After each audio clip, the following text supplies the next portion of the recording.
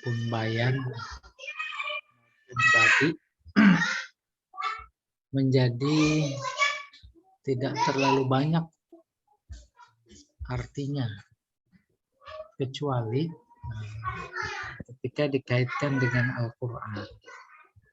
Nah, itu nilai lebih yang insya Allah sudah akan kita pelajari.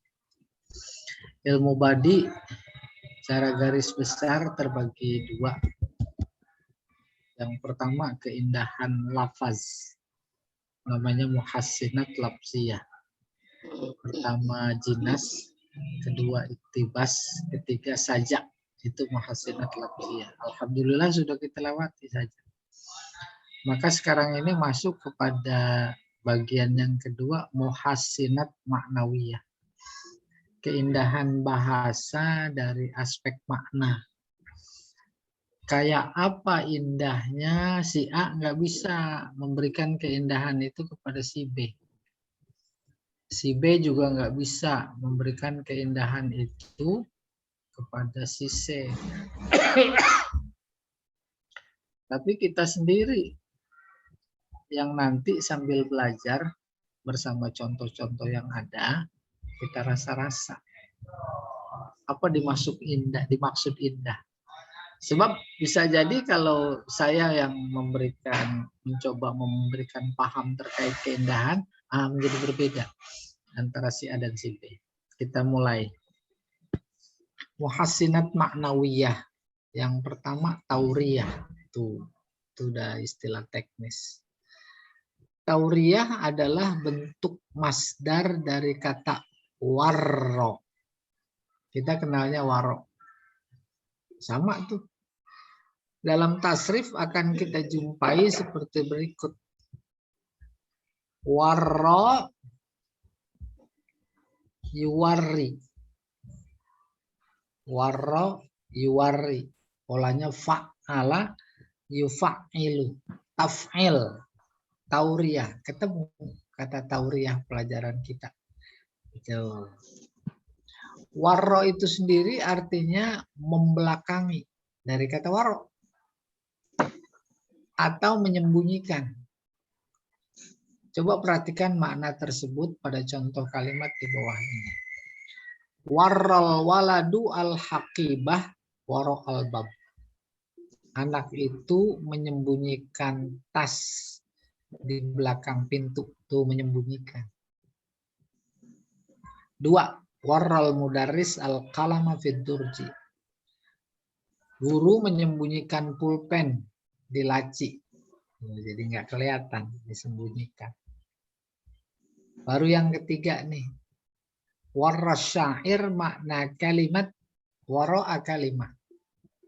Penyair menyembunyikan makna suatu kata di balik kata lain. Nah, yang kayak begitu itu namanya tauriyah. Tauriyah bagian dari aspek keindahan bahasa.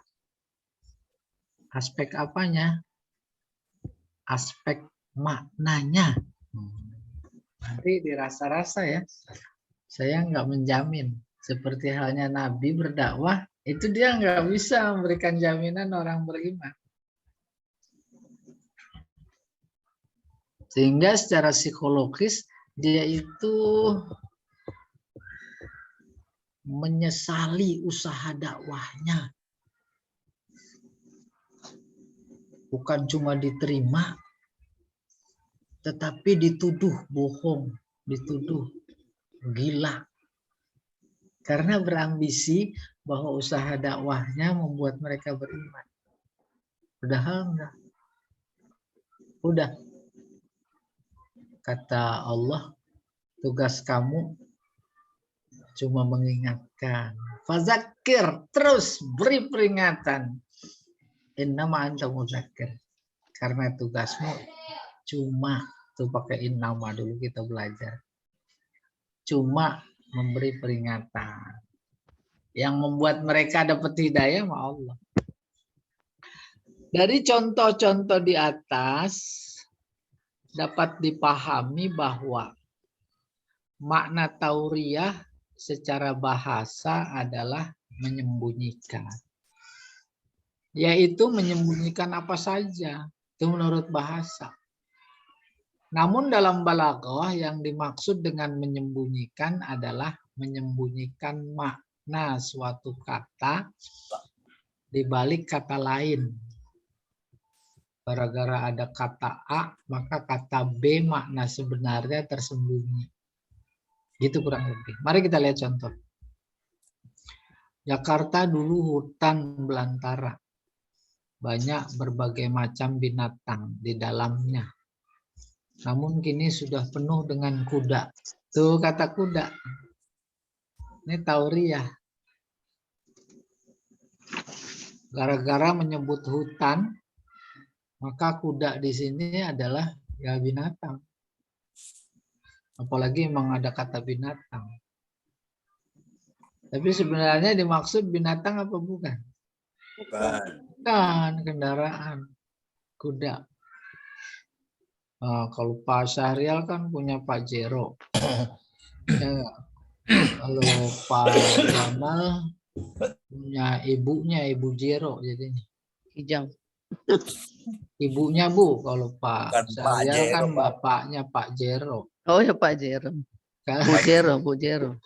Nggak ada spasinya, Pak. Lain. Tuh itu aja udah balaghah tinggi luar biasa. Menyebut Pak Jero, udahlah saya mah Bu Jero aja. Kata kuda pada contoh di atas terbayangkan oleh si pendengar sebagai jenis binatang. Karena memang sebelumnya disebut kata hutan. Banyak binatang. Padahal yang dimaksud adalah salah satu jenis kendaraan, yaitu mobil merek kuda. Namun menjadi tersembunyi makna kata-kata tersebut, yaitu mobil merek kuda tersembunyi. Karena sebelumnya didahului kata hutan. Jadi Pak Syahrial, Kijang itu sekarang udah nggak boleh lewat jalan tol. Tuh Kijang, ada jalan tol. Maka si pendengar tuh, wah, bos saya harus ganti mobil nih kata Pak Zainuddin. Padahal, gitu kurang lebih. Itu namanya menyembunyikan. Iya, menyembunyikan. Pak Syahrial punya madu nggak di rumah? Insya Allah punya, Pak. Bukan. Punya istri 2 berarti dia. Madu itu. Sukati, modenya Sukati. Kok bisa satu rumah? Iya. Nah, demikian di antara pelajaran tauriah.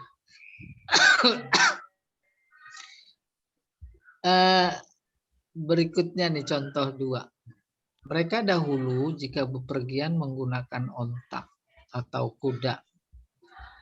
Sementara kita sekarang jika bepergian menggunakan kijang. Karena sebelumnya ada onta, kuda, waduh, naik kijang. Temennya rusak gitu. Padahal bukan itu.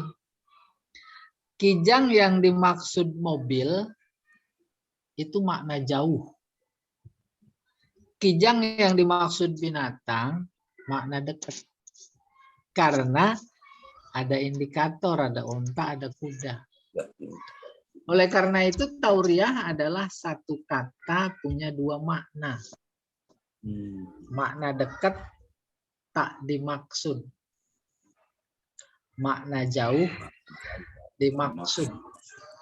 Karena jauh, bahasa lain dari kata seolah tersembunyi. Ya, jauh. Maka madu jangan ditaruh di rumah. Madu mah jauhan dikit. Semutin ya Pak. Madu ngomong disemutin dah. Iya. Halus ya Pak. Iya. Terus kata kijang pada contoh di atas terbayangkan oleh si pendengar sebagai nama binatang.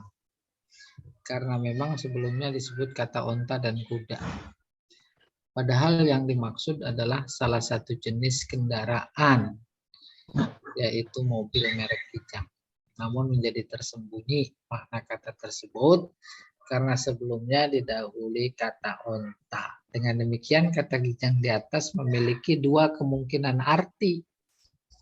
Pertama, arti yang dekat namun tidak dimaksud, yaitu jenis binatang. Kedua, arti yang dimaksud yaitu jauh. Arti jauh itu mobil merek Kijang. Namun menjadi tersembunyi makna kata tersebut karena sebelumnya dahulu kata kerbau. Ini udah contoh 3 ini. Udah kita masuk contoh 3. Kerbau tidak boleh dibolehkan berjalan di jalan raya, sementara Kijang boleh saja lewat di jalan tol. Sama lah semakna. Yang penting bisa dipaham. Iya.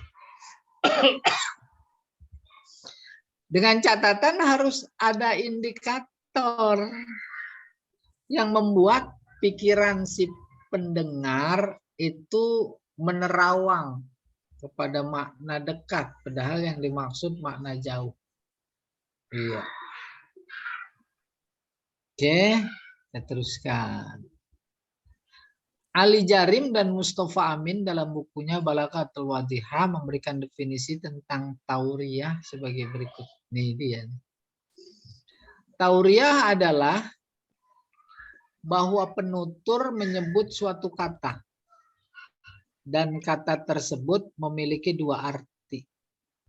Arti dekat dan nampak namun tidak dimaksud, dan arti jauh lagi samar namun dimaksud. Jadi berbahasa semakin samar itu semakin tinggi.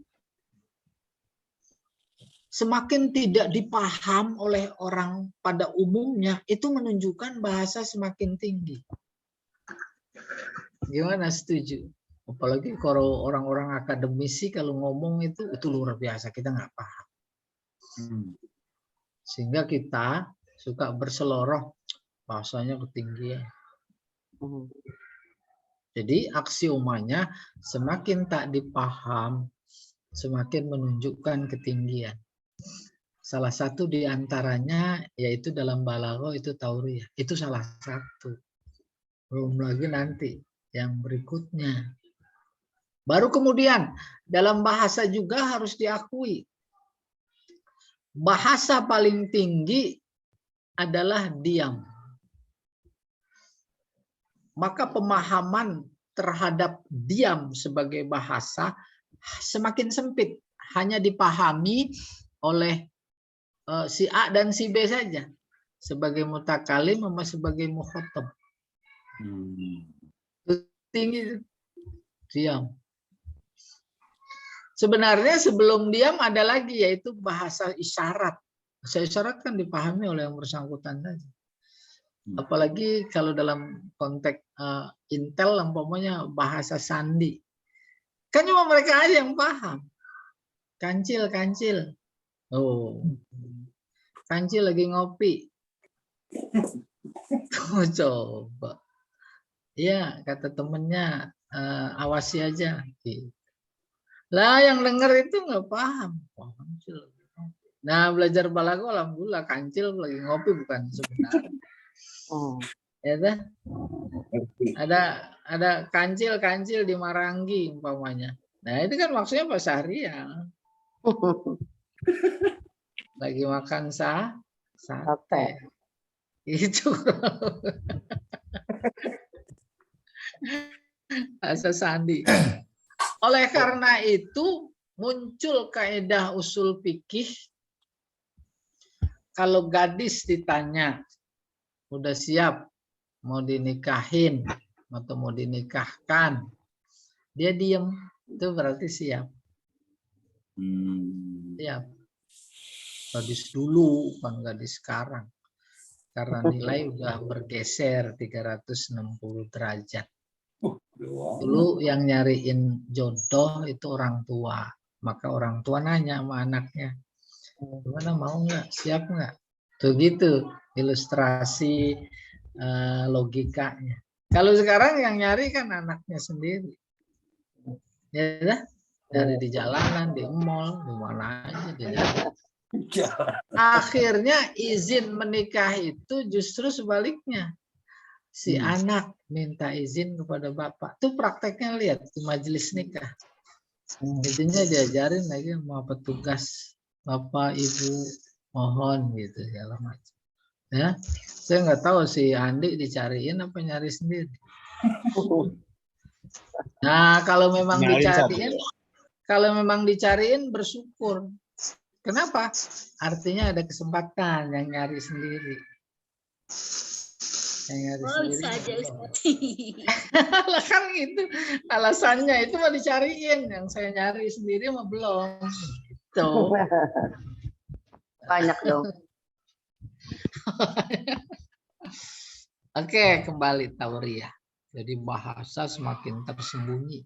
Lihat pantomim itu. Bahasa bukan bahasa, tersembunyi nggak tersembunyi. Bukan cuma dipaham, tetapi yang paham menunjukkan cerdas. Bukan menunjukkan cerdas, tetapi juga menunjukkan itu bahasa semakin. Tuh lihat karikatur. Bahasa bukan bahasa, tajam apa enggak tajam. Dibikinin gambar, terus hidungnya panjang gitu. Ya, tuh, tajam nggak tajam, tapi nggak mempan juga. Oh, emang udah tumpul dia perasaan. Tumpul banget, jadi asa. Nah, ini contoh. Sa'ala rajulun sahiban lahu. Seseorang bertanya kepada temannya yang sedang, ini kurang N ini. Bentar ini. Membersihkan mulut, lagi sikat gigi. Ada teman lewat. Ditanya, kam sinnuka? Berapa umurmu? Maksud si penanya umur. Tapi ditangkap oleh yang ditanya gigi. Berapa gigimu? Kenapa dia nangkap begitu? Karena kebetulan lagi gosok gigi. Tuh, jadi tersembunyi. Sinun artinya umur oleh pekerjaan yang menggosok gigi.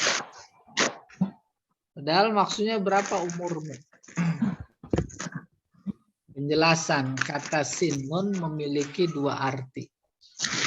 Pertama gigi, kedua umur. Dalam sebuah kalimat, kata yang memilih dua arti seperti ini dapat diketahui dengan pasti makna yang mana yang lebih dekat dan makna yang mana yang dianggap lebih jauh. Yaitu dengan melihat indikator yang disebut sebelumnya. Yang disebut sebelumnya ada orang lagi gosok gigi, yunaziful asnan. Maka kata sin lebih dekat ke situ. Gigi. Tapi itu tidak dimaksud. Yang dimaksud adalah umur, itu arti jauh. Nah, rasa-rasa ada keindahannya. Indah. Indah. Pak Andi, di belakangnya ada apa? Ada apa, Mas? Ada tembok. Tembok itu ada senderan. Terus di muka ada apa? Ada mata. Tuh, di muka ada hidung. Karena tadi nyebut belakang, terus kata muka, tuh dekatnya yaitu lawannya belakang. Padahal itu tidak dimaksud. Meja. Dimaksud tuh di muka ada meja. Padahal di muka ada hidung. Itu namanya tauriah, ya.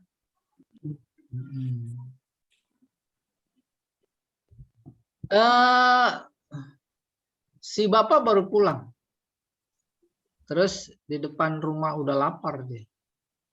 Di depan rumah istrinya ketemu. Ditanya, ada apa di rumah? Istrinya nggak belajar balago. Nah, dengan peserta ini belajar. Dijawab sama istrinya, lah ada meja, ada bangku. Ada meja, ada bangku, ada tempat tidur, ada segala Makan ke macam. bangku. Padahal contohnya ada kurang sedikit. Udah lapar nih, ada apa di rumah? Atau ada apa di meja? Kan maksudnya makanan. Ya atau tidak? Di meja ada apa? Ada piring, ada gelas. Nah, terus pas istrinya jawab begitu, bapaknya bilang, dasar belajar balago. Ya atau tidak? Nah, untung aja udah pada belajar balago. Oke, kita teruskan lagi. Ini kata sinon udah saya jelaskan. Umur menjadi tertutup oleh kata mulut yang disebut sebelumnya. Ini nomor 2 nih. Indonesia Sittatur Ru'asa. Indonesia punya 6 presiden waktu dibikin buku ini. Sekarang udah 7 ya? Iya Pak, kalau nggak salah. Iya, males ngitung-ngitung presiden. Ada. La uhibbu haula illa habibi. Gak ada yang aku suka semuanya kecuali Habibi.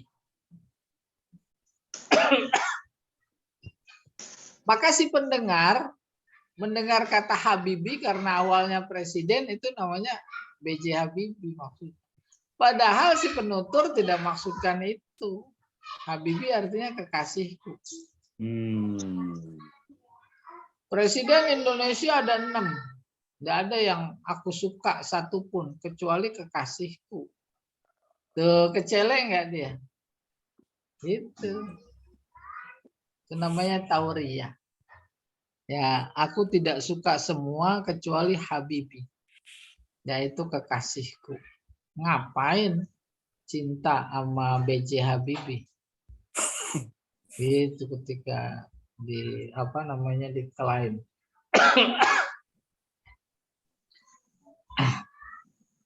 Kata Habibie pada contoh di atas terbayangkan oleh si pendengar adalah maknanya yang dekat, yaitu mantan Presiden RI yang ketiga. Karena sebelumnya disebutkan kata Presiden Indonesia. Ini udah. Namun arti dekat ini tidak dimaksud oleh si penutur, akan tapi yang dimaksud adalah maknanya yang jauh, yaitu kekasihku. Iya. Contoh nomor 3. Sepulang dari apotek, ibu sangat sedih karena ayah membawa madu buatnya. Tuh. Ada kata apotek. Berarti madu apa ya makna dekatnya? Madu obat. Obat. Padahal maksudnya istri Saingan. kedua. Tuh. Jadi yang tauriah yang mana? Madu. Istri kedua, madu. Madu. Kata madu. Iya. Nah, ini penjelasan. Kata madu pada contoh di atas memiliki 2 arti. Arti dekat dan arti jauh. Arti dekat adalah madu yang dihasilkan lebah. Sementara arti jauh adalah istri kedua si ayah. Kata madu pada contoh di atas terbayangkan oleh si pendengar adalah madu lebah yang biasa dijadikan sebagai obat. Karena dahulu oleh kata apotek. Sementara yang dimaksud oleh penutur adalah madu dalam artian yang jauh, yaitu istri kedua si ayah. Arti yang jauh ini menjadi tertutup maksudnya karena sebelumnya didahului kata apotek. Kata nomor 4 ini. Seseorang bertanya kepada Abu Bakar saat beliau tiba di Madinah bersama Nabi. Hijrah tuh. Madinah kan dia cuma berduaan. yang kemudian sebelum sampai di Madinah kan di mana itu di Gua Sur ya. Pas sampai di Madinah, Abu Bakar mah udah dikenal. Dia senior, dia saudagar besar, sering ke Madinah kenal. Ada orang nanya, ya Abu Bakar, man hadzal rajul? Siapa orang ini? Maksudnya Nabi. Dia belum kenal. Qala, Abu Bakar jawab, hadzal rajulu yahdinis sabil. Abu Bakar menjawab, dia orang yang menunjukiku jalan. Ada tauriyah? Ada nggak?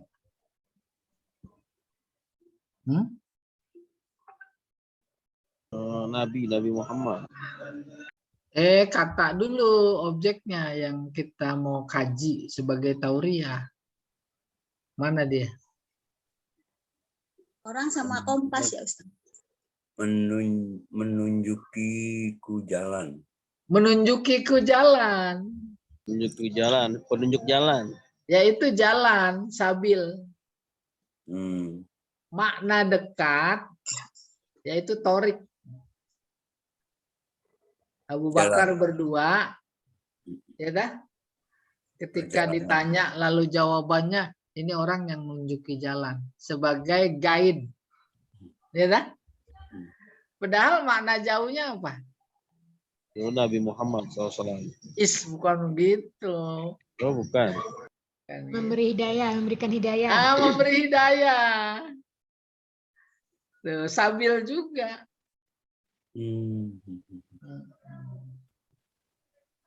Iya. Demikian pelajaran yang dimaksud dengan tauriyah. Untuk mempertajam daya nalar kita semua, perhatikanlah latihan-latihan tauriyah berikut. Di sini banyak ayat Al-Quran.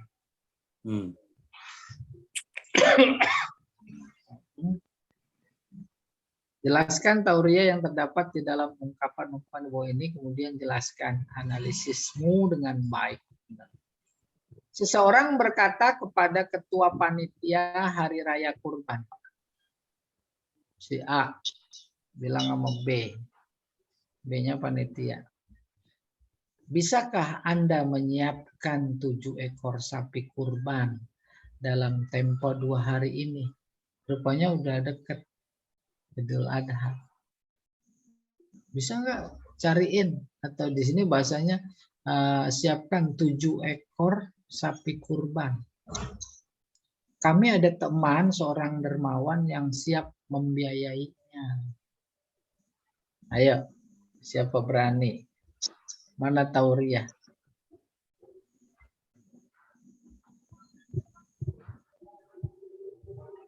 Sama kata kurban bisa kandang Ekor gitu kali Ustaz. Ekor. Boleh. Asal argumentasinya. Kalau itu maksudnya bukan badi, itu maksudnya bayan. Disebut sebagian, tapi dimaksud semua. Budaya kita menyebutnya berapa ekor korbannya. Yang disebut ekornya doang, tapi semua secara keseluruhan. Itu namanya majaz mursal, arakonya juz'iyah. Kalau budaya Arab itu berapa kepala? Beda budaya. Berapa kepala? Gitu. Sebab orang Indonesia kalau ngitung kambing, binatang itu dari belakang.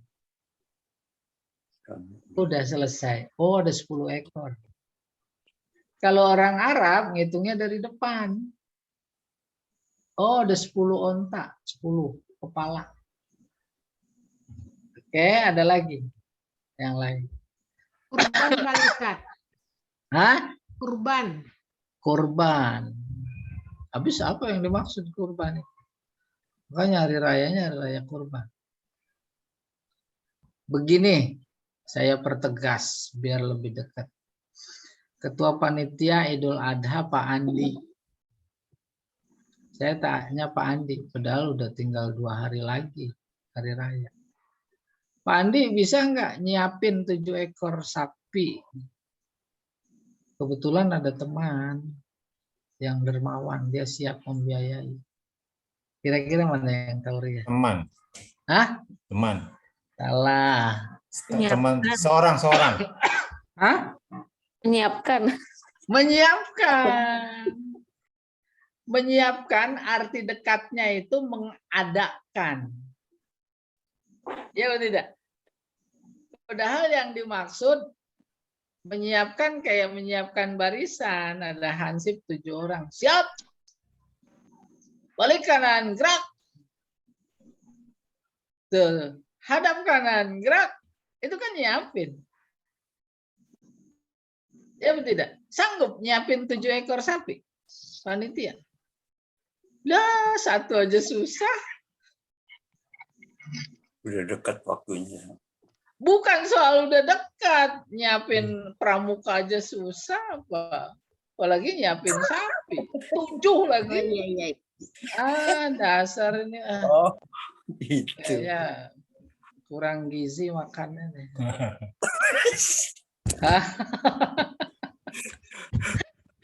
Itu kan bahasanya menyiapkan itu. Iya. Bisa nyiapin sapi 7 ekor.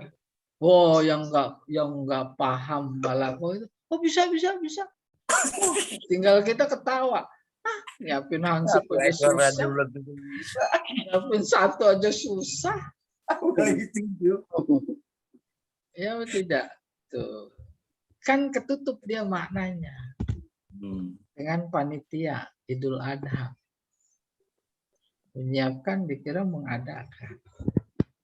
Atau jika tidak ada sapi, beliau menginginkan 40 ekor kambing. Dengan syarat ekornya coklat.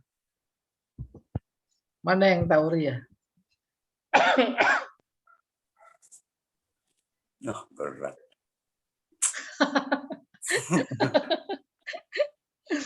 Ayo. Tidak ada. Ekor kali Ustaz. Ekor itu. Hah? Ekor. Tidak ada. Salah. Syaratnya susah Ustaz. Hah? Syaratnya susah Ustaz. Jadi yang tauria coklat. Kalau coklat. kambing buntutnya coklat diisepin sama bocah. Iya lah, coklat. Bapak-bapak juga doyan. Apalagi campur keju. Bakar Nah, deh sama itu. roti. Jadi makna pertama yang dekat itu warna. Padahal maksudnya coklat makanan. Terus panitia jawab, bisa. Nah, kita tinggal ngakak ketawa. Mana ada kambing buntutnya coklat? Lah, gitu. Artis saja nggak ada yang coklat buntutnya. Iya.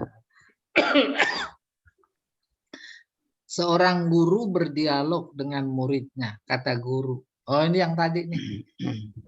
Ya, di belakang ada apa?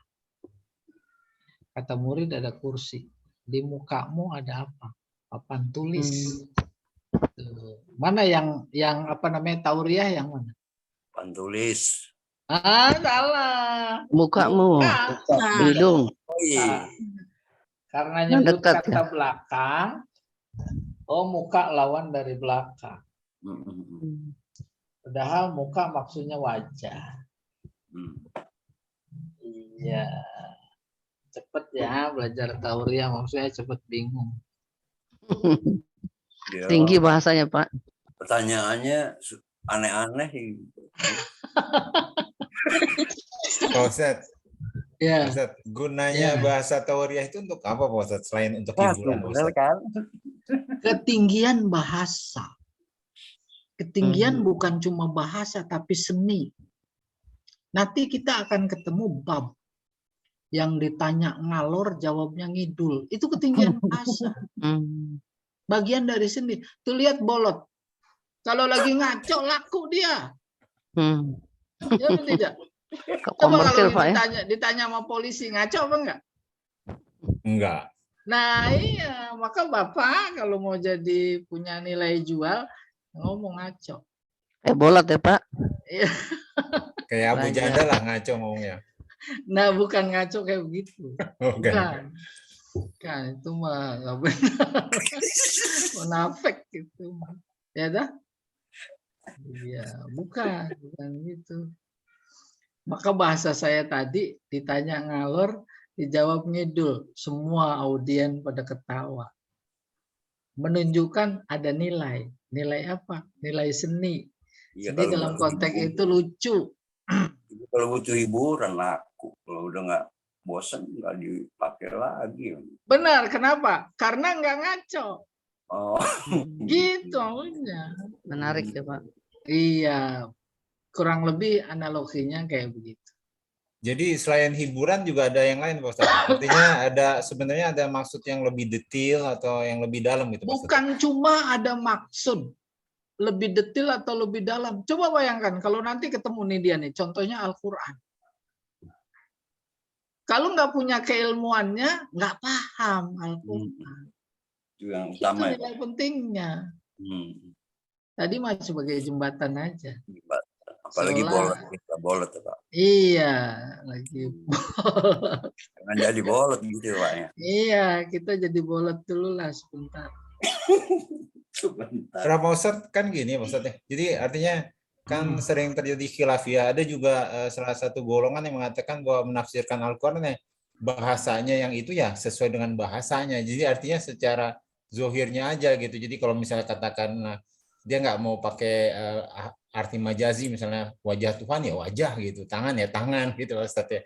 Jadi bukan berarti kursi ya kursi, juga bukan berarti kekuasaan. Nah itu cara memahami itu gimana Pak Ustaz? Jadi artinya mengatakan Bagus sekali. karena nih. bahasa itu kan sebenarnya Ini. diberikan untuk berbicara kamu katanya kan ada hadis dengan bahasa kaummu. Jadi artinya supaya Iya. bisa dipahami Pak Ustaz. Iya, terus kenapa? Nah, itu Khatibun artinya nas bi'uqulihim. kalau artinya kata-kata yang ada di Al-Quran itu kan untuk bisa dipahami ya Pak Ustaz. Jadi artinya pemahaman banyak itu harusnya gimana antara orang yang mengatakan bahwa pemahamanku seperti ini yang benar gitu Pak Ustaz. Bagus, bagus. Jadi kalau saya bisa nilai narasi tadi Pak Syahrial itu sekaligus sudah memberikan jawaban. Apa itu? Al-Quran petunjuk, bentuknya bahasa, maka baru dipaham lewat bahasa. Bahasa itu ada ilmunya, yaitu ilmu bahasa. Di antara ilmu bahasa yaitu balaghah. Di antara balaghah yaitu badi. Di antara badi yaitu tauriyah. Itu mutlak. Karena yang dihadapi medannya adalah bahasa, memahaminya lewat bahasa. Lewat ilmu, ya ilmu bahasa. Baru kemudian bahasa itu logika. Logika itu akal. Kalau Allah sendiri berfirman bahwa dia punya wajah, bisa terima akal. Wajah kayak model yang kita pahami pada umumnya. Allah punya tangan. Emang dia yang ngomong. Tapi kan harus dipahami lewat bahasa. Masa mau dipahami tangan seperti tangan kita? Nah gitu. Jadi kita berpedoman pada bahasa, insya Allah itu jauh yang lebih akurat, lebih tepat. Dan bahasa itu jangan dikira loh, bukan logika.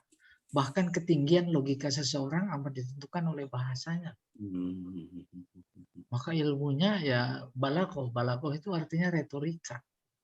Kalau lihat di Hanswer, nah itu balaghah retorika. Lihat Gus Dur, retorikanya tinggi banget sih Gus Dur. Saya mah sama Mega nggak marah. Yang marah itu kemarahan saya. Apa maksudnya? Coba tinggi gitu. Itu kan majaz akli itu kita udah lewat. Maksudnya udah lupa, udah lewat. Tuh, itu juga jadi tauriyah, udah lewat. Mana dekatnya ya ini udah kelewatan pelajarannya, padahal maksud saya udah lupa. Iya enggak? Tuh, udah diterangin, Pak. Bukan, itu ibarat apa namanya? Udah dijitak masih senyum aja. Udah. Itu begitu cara njitak tuh, bikin orang tersenyum, kan bahasa itu luar biasa. Ya dah? Ya. Saya nggak cinta sama dia, yang cinta itu kecintaan saya. Saya nggak sedih, yang sedih itu kesedihan saya. Itu kan udah tinggi banget bahasa itu. Dan jadi kira itu di Al-Quran nggak ada. Ada. Saya nggak capek, yang capek cuma kecapean saya.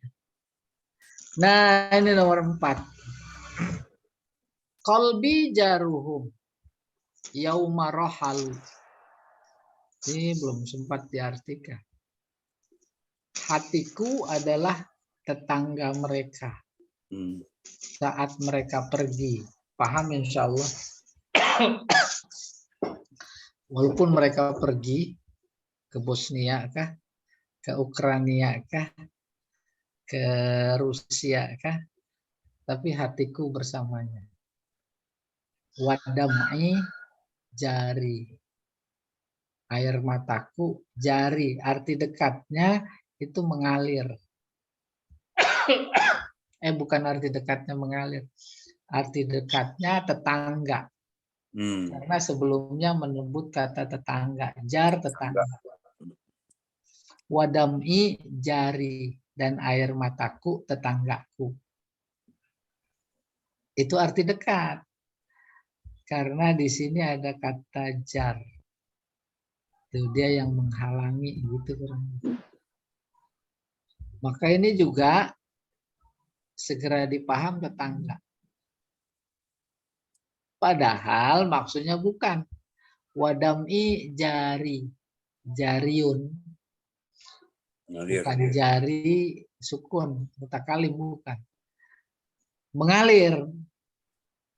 Ini tauriah. Jari. Makna dekatnya tetanggaku.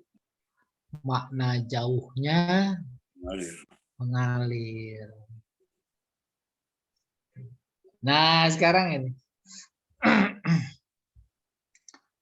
Wa huwal ladzi yatawaffakum bil-lail. Tidur itu wafat loh. Dialah Allah yang mewafatkan kalian pada malam hari. Tidur. Allah yang membuat kita tidur. Bukan kangkung. Nikmat nggak tidur? Nikmat. Kalau besok mau nikahan di rumah, luar biasa repot. Malam bisa tidur apa susah? Stres. Susah tidur. Bisa jadi nggak bisa tidur. Sahabat-sahabat Nabi pada perang apa itu? Bukan perang Badar. Setelah perang Badar yang kalah Uhud. Perang Uhud. Kocar-kacir tentara Islam. Tersebar isu Nabi wafat. Isu Nabi wafat positif apa negatif? Negatif. Bagi kita negatif. Bagi Allah positif. Maka mereka jadi segera pulang. Ya dah? Udahlah, udah wafat pulang ke Mekah. Pada saat itu semua umat Islam udah pada pulang ke Madinah. Tinggal beberapa saja mengawal Nabi yang terluka. Bisa dibayangkan tuh sahabat pada bisa tidur. Kita mau ngawinin aja nggak bisa tidur. Terus Allah bukan dikasih tidur itu sahabat. Dikasih ngantuk. Dikirim rasa ngantuk kepada mereka. Ngantuk aja sedikit terus bangun seger. Tuh contoh ekstrim bahwa tidur pertama nikmat. Kedua menyegarkan. Ketiga dari siapa kalau bukan dari Allah? Makanya yang nggak bisa tidur itu banyak zikir, hafalin semua juga dikasih tidur. Ya betul tidak?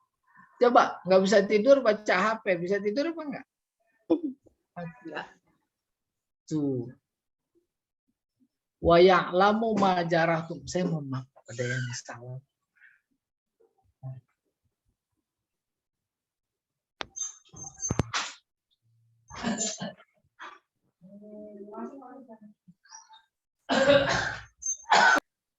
Wa huwa alladzi yatawaffakum billail, terus wa ya'lamu, Allah mengetahui ma jarahtum bin nahar.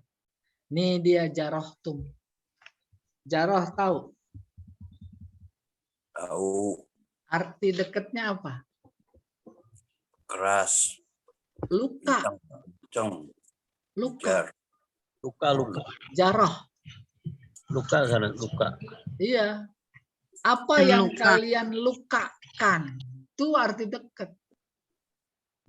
Arti jauh yaitu engkau lakukan. Tuh, ini kinayah. Kinayah. Tauriyah. Wa ya'lamu ma jarahtum bin nahar. Dan Allah mengetahui apa yang kalian lakukan pada waktu siang. Kerjakan. Kalau tidak belajar tauriyah, ini jarahtum apa adanya. Yaitu luka, nggak dipaham. Nggak dipaham. Tapi maksudnya lakukan. Iya. Innaha sumaya ma'asukum fihi. Kemudian Allah akan membangkitkan, tentu setelah mati. Ini terkait dengan kebangkitan. Untuk apa dibangkitkan? Liyukbo. Untuk dipenuhi ajalum musamma, ajal yang sudah ditetapkan. Summa ilaihi marji'ukum, tempat kembali mereka, kalian hanya kepadanya. Summa yunabbi'ukum, kemudian diinformasikan. Bima kuntum ta'malun, apa yang dulu, kuntum tuh kana dulu. Ta'malun fel mudhari, selalu kalian lakukan. Lakuannya waktu hidup bohong. Bohongnya selalu. Tuh film mudhari. Nanti dikasih tahu, nih dulu nih. Waktu kamu kampanye begini. Terus faktanya begini. Faktanya begini. Janji. Nah, itu nanti ditunjukkan oleh Allah. Kita mah bukan tugas kita untuk menyegerakan. Apa maksudnya? Kita terus berdakwah, terus menghidupkan Al-Quran, itu urusan Allah. Sehingga Allah berfirman, famahilil kafirin, biarin. Ya Muhammad, biarin itu kelakuan orang kafir. Amhilhum ruwaida. Jawabnya, aku nanti yang ngeberesin. Beresin nggak?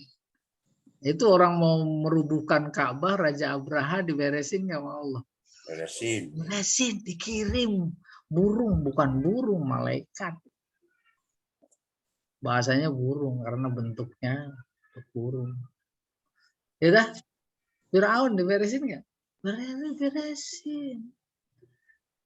Haman, apa itu? Sebelumnya kaum Ad, kaum Samud, beresin. Itu diceritain sama Allah supaya semangat dakwah terus tidak kendor. Selesai. Iya. Iya, silakan. Ustaz, jadi kalau boleh disimpulkan bahwa kalau ada tauriyah itu berarti ada kata pembukanya Pak Ustaz ya.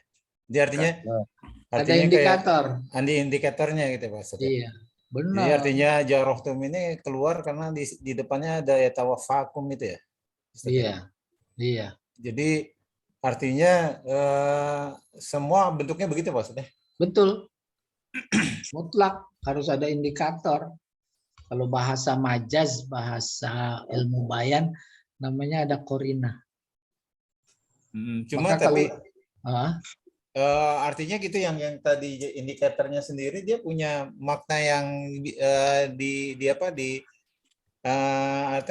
makna yang tersembunyi juga ya Pak Ustadz ya kan ya tawafakum itu kan bukan mematikan artinya emang membuat tidur gitu Pak Ustadz ya. Iya. Apa Terus? artinya itu emang arti yang zohir mati Bukan secara begitu, terkait ya tawafakum bilail maksudnya tidur pakai kata wafat, bukan begitu maksudnya. Tetapi apa menginformasikan tidur itu adalah wafat. Coba kalau Dr. Sarbasi itu lebih menjelaskan lagi, itu namanya wafat juz'i. Bahasa kita wafat parsial. Sementara. Karena memang dalam ayatnya saat tidur ruh kita dicabut. Nggak ada ruh itu. Yang ada apa? Hidup. Itu memberikan indikator kuat bahwa manusia terdiri dari 3 unsur. Pertama rohani, jasmani, dan yang ketiga hidup. Itu rohnya dicabut lagi tidur. Masuk ke genggaman Allah. Maka saat dia menggeliat, bangun secepat itu dikirim orang sedunia. Bukan cuma se-RT. Oleh karena itu tidur adalah wafat. Coba lihat doa bangun tidur bacanya apa? Alhamdulillah. Alhamdulillah ahyana Ba'da. amatana. Tuh iya, kita dimatikan. Makanya bersyukur kita dihidupkan lagi setelah dimatikan dalam tidur kita. Diberi napas, diberi kesehatan. Terus itu aja nggak cukup. Syukur kita buat membayar itu. Iya, demikian. Ini jadi dalam juga ya Pak Ustadz ya. Jadi kan jaroh tumu itu kan kayak berdarah-darah gitu Pak Ustadz ya. Jadi siang Iya. hari kayak habis perang gitu ya Pak Ustadz ya. Iya. Kalau Jadi- budaya kita bukan berdarah-darah. Banting tulang. Nggak tahu tulang iga apa tuh. Lah itu aja itu kinayah. Itu. Saking Iya, berasnya Pak Ustadz ya. benar. Pala buat Jazakallah khair. kaki. Iya, kaki buat pala. Itu kan kinayah. Jangan diartikan sebenarnya. Bagaimana kita bisa paham itu? Yaitu dengan bahasa. Al-Quran adalah bahasa, bisa paham karena lewat bahasa. Maka membaca terjemahan itu enggak jaminan. Gitu kurang lebih.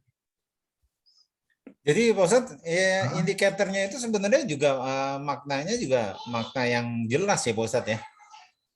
Iya dong. Kalau yang indikatornya yang tauriahnya itu bisa maknanya yang harus makna jauh gitu. Tapi kalau Betul. yang makna Betul. indikatornya itu sebenarnya makna yang jelas. Jadi artinya kayak tadi hutan itu emang hutan yang jelas gitu ya. Benar, Bukan benar. hutan buatan gitu Pak Ustadz ya. Iya. Ya. Jadi kalau diteruskan lagi mundur, kata itu ketika sendirian belum punya makna. Dia diberi makna oleh pertama kata sebelum atau sesudah. Yang kedua lingkungan. Konteks. Tuh, konteks. Saya tulis madu, itu belum punya makna. Tapi kalau disambung sama kata apotik baru punya makna. Tergambar di sini maksudnya. Tapi disambungnya masih di KUA. Mana madumu? Masih di KUA ditahan. Lah masa madu yang buat minum? Bingung dah. Belajar balago. Nih contoh satu lagi nih.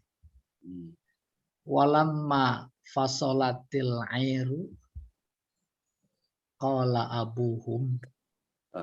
Ketika kafilah itu telah keluar dari Mesir. Kafilah keluar dari Mesir menuju pulang. Ya. Lalu berkata ayah mereka. Ini cerita Nabi apa? Nabi Yakub. Ayah mereka Nabi Yakub. Apa kata dia? Inilah ajiduri ha Yusuf. Aku mencium bau si Yusuf. Tuh kan tinggi banget bahasanya. Yusuf ada baunya emang. Gitu. Laula antufannidun. Mencium bau Yusuf. Seandainya kamu tidak menuduhku lemah akal. Sampai sini paham? Tuh anak sekongkol ingin mencelakakan Yusuf. Nabi Yakub pada saat yang sama mereka tuduh udah pikun. Bahasanya di sini lemah akal. Pikun gampang digoroin, dibohongin. Itu masih menuduh itu. Ketika mereka mau ketemu sama Yusuf di Mesir, tuh dia udah mencium. Kayaknya feeling kita lah ya. Iya nih, kayaknya ketemu Yusuf.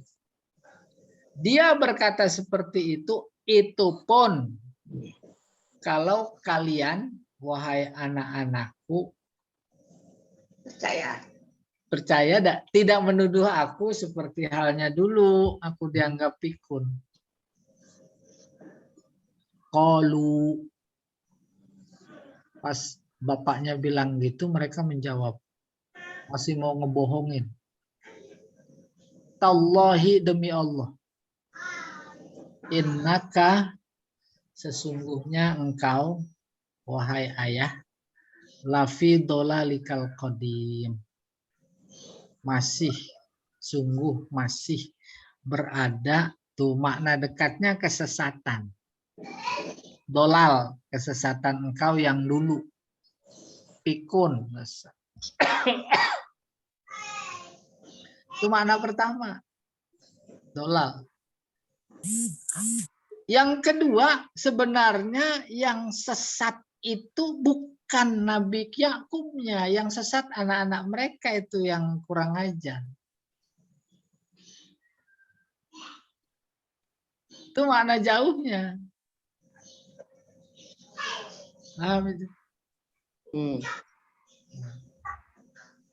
Ada si A di negeri ini kerjaannya bohong mulu, dicitrakan benar. Maka yang dicap bohong adalah itu para ulama. Pertanyaan yang sesat siapa? Tuh, si A apa si ulama? Sekarang kayak begitu, maka bahasa saya sering bilang yang hak jadi batil. Bahasa sekarang jadi hoax. Yang hoax jadi hak. Lebih dahsyat lagi, yang ma'ruf jadi munkar. Atau saya balik, yang munkar jadi ma'ruf. Yang ma'ruf jadi apa? Amin ma'ruf. Jadi Wakil wakil. presiden. Iya enggak? Iya. Tuh, nah ini yang sesat siapa? Kalau dekatnya, karena ini kata-kata si anak, Allahi innaka lafi dhalal, si bapaknya yang dianggap sesat. Bapak udah pikun, mana mungkin nyium-nyium, gitu kurang lebih. Sesat apa enggak itu? Sesat. Siapa yang sesat itu yang menuduh si bapaknya sesat. Jadi yang bohong siapa? Yang menuduh bohong itu paling bohong.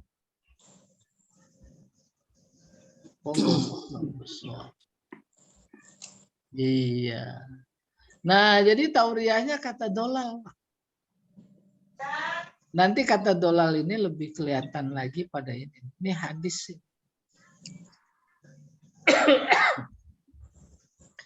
Al-hikmatu dolatul mu'min. Makna dekat kesesatan. Maka nggak dipaham. Hikmah itu kesesatan orang beriman. Itu makna dekat. Makna jauh karena ada kata hikmah itu. Bukan sesat. Apa artinya? Barang berharga bagi orang mukmin. Apa itu hikmah? Hikmah itu intisari ilmu. Pemahaman. Kita salah. Kita haus. Terus minum. Hilang rasa haus. Hilang rasa haus tuh hikmahnya minum.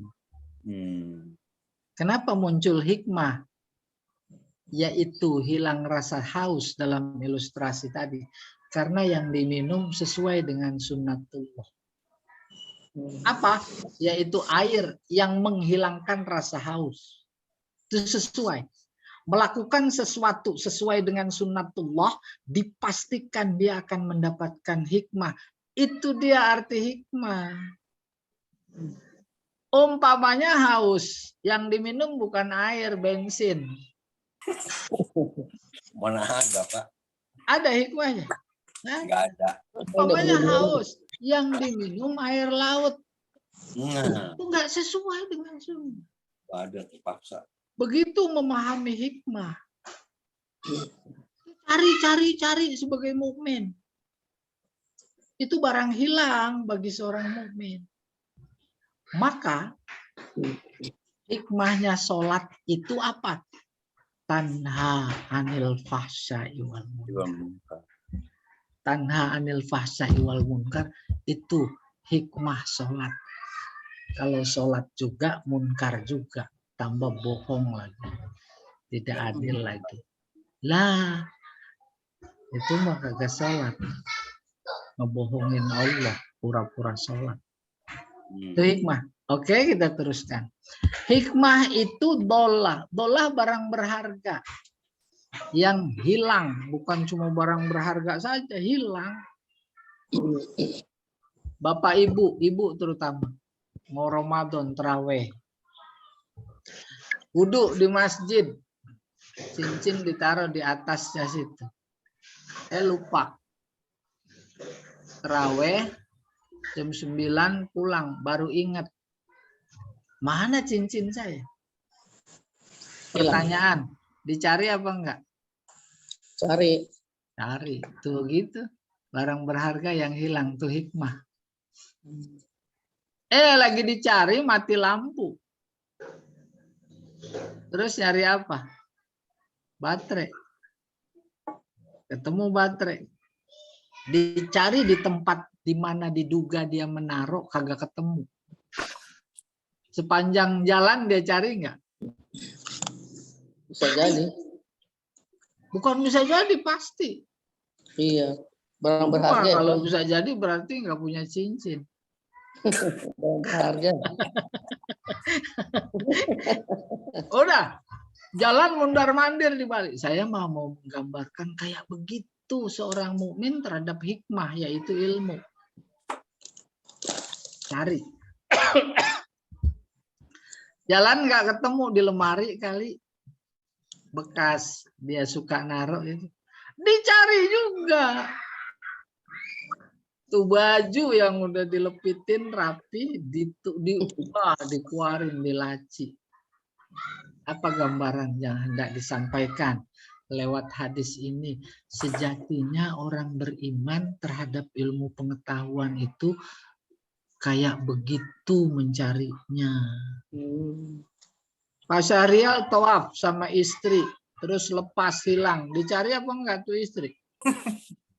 Kagak. Agak. Bagus ya. Jawab Percaya serahkan sama Allah, Ustaz. Jawab mesti Pak tuh. Percaya sama Allah, umpamanya lapar kan harus makan. Enggak, saya mah enggak usah makan, percaya sama Allah, jadi kenyang. Sunnahnya. Nah, demikian. Mahasiswa itu disebut bahasa Arabnya tolib. Tolibul ilmi. Tolib artinya menuntut. Apaan yang dia tuntut? Ilmu. Maka kata menuntut itu kunci hubungannya dengan al-hikmatu dolatul mu'min. Apa itu? Menuntut. Bapak Ibu, kebun sebelah diklaim punya dia. Kebun. Pertanyaan. Dituntut nggak ke pengadilan? Itu makna tuntut. Dan nuntut ke pengadilan sampai berhasil apa enggak? Iya. Itu dia makna tolibul ilmi. Harus berhasil. Bahkan dalam konteks ilustrasi ke pengadilan, kalau perlu nyewa pengacara, dia sewa apa enggak? Oh, Harus berhasil. Kayak begitu makna di balik bahasa. Belum lagi Al-Quran. Iya. Udah, ini dulu Pak Ustaz, Jamal. nomor 7 ini nggak ada kaitan dengan tauriyah Pak Ustaz ya? Lah itu dolah. Yang indikatornya apa Pak Ustaz? Hah? Hikmah. Hikmah. Hikmah. Masa sesat? Masa kesesatan? Hikmah bukan kesesatan, tapi barang berharga. Lah ada benang merahnya nggak dengan kesesatan sebagai makna dasar? Ada. Apa itu? Terus dicari, padahal udah pasti nggak ketemu umpamanya. Sesat apa enggak? Sesat.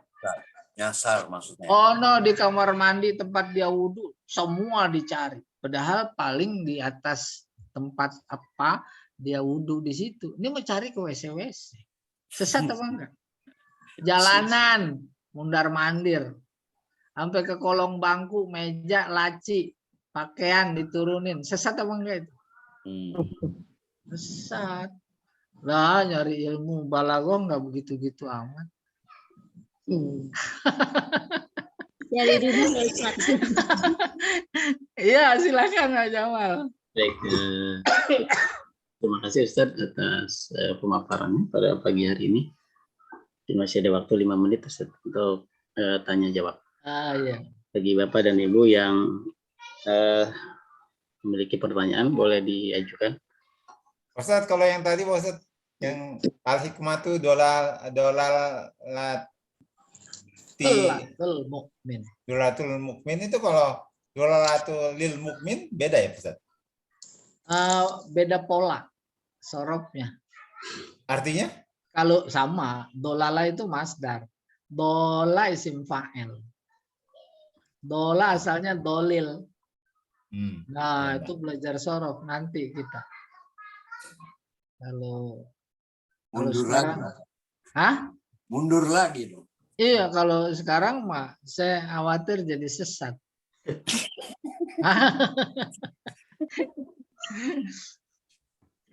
Iya. Baik Ustadz, ini ada pertanyaan dari Ibu. Oh iya. Terkait surat Al-Anbiya ayat 63 itu Ustadz. Yang ceritanya ketika Ibrahim ditanya sama siapa itu penguasa saat itu, apakah engkau yang menghancurkan berhala-berhala kami? Kemudian Ibrahim bukan ini gitu. Maka ada kaitannya dengan tauriyah Ustaz. Kalau kita lihat ayatnya kan seakan Ibrahim itu berbohong Ustaz. Ketika ditanya di ayat surat Al-Anbiya ayat 62 63 itu ceritanya begitu. Iya, sudah. Itu gimana? Kata Raja Namrud ya. Ya, Raja Namrud. Anta fa'alta haza bi alihatina ya Ibrahim. Terus dia jawab, tanya aja sama yang gede. Gitu kan? Yang gede itu kapaknya masih di situ. Pertama menunjukkan logika itu luar biasa penting. Bukan penting, itu logikanya tinggi. Yang kedua, dalam konteks balaghah, Raja Namrud nanya bukan karena nggak tahu. Dia udah tahu. Terus udah tahu ngapa nanya? Maka istifhamnya namanya litakrir. Kayak apa kalau diartikan? Engkaulah ya Ibrahim yang menghancurkan Tuhan-Tuhan itu. Itu udah kuat statement itu. Saat umat Raja Abraha itu melakukan ibadah massal hari raya lagi itu kan ibadahnya semua keluar, gede kecil laki perempuan di lapangan, sementara berhala-berhala itu kan di biara, nggak ada orang.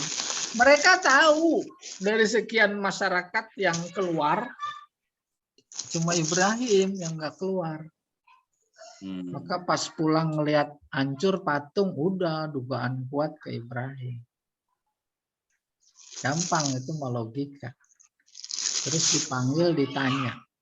Kayak ada maling di RT, dipanggil sama polisi. Polisi udah punya data. Polisi masih nanya, apakah engkau yang tadi malam jam 3 ada di samping rumah Pak RT? Emang begitu beritanya. Ya, jadi nggak ada hubungannya dengan tauriah. Hubungannya dengan ma'ani istifham.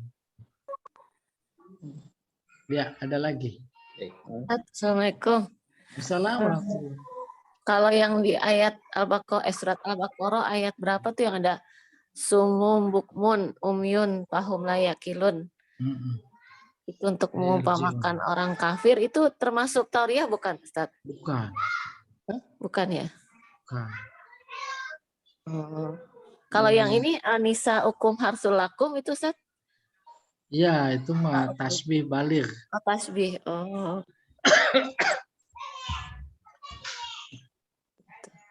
Iya. Ada lagi.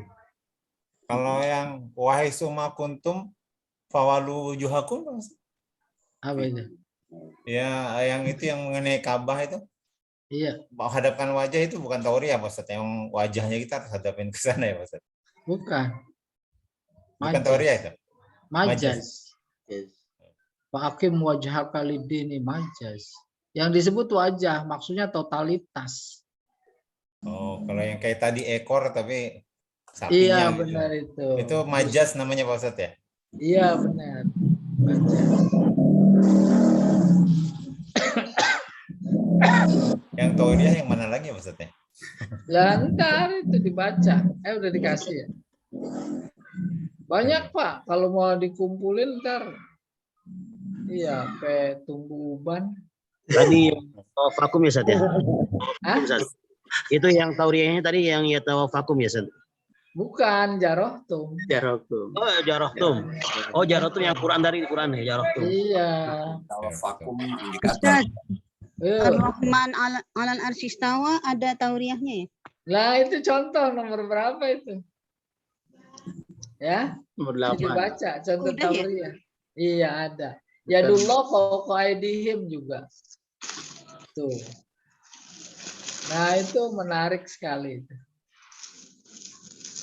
Ya, nanti sebelum mulai pelajaran baru nggak apa-apa, sisa contoh itu kita tambahin. Baik.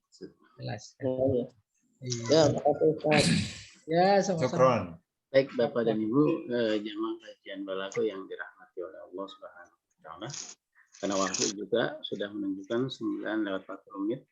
Maka kajian ini kita akhiri. Mudah-mudahan kajian ini menambah ilmu dan wawasan dan dapat diaplikasikan ketika kita membaca Al-Quran. Mari kita akhiri kajian ini dengan membaca kafaratul majlis. Subhanakallahumma wa bihamdika asyhadu an la ilaha illa anta. Assalamualaikum warahmatullahi wabarakatuh. Waalaikumsalam warahmatullahi wabarakatuh. Terima kasih Ustaz. Ya, semuanya.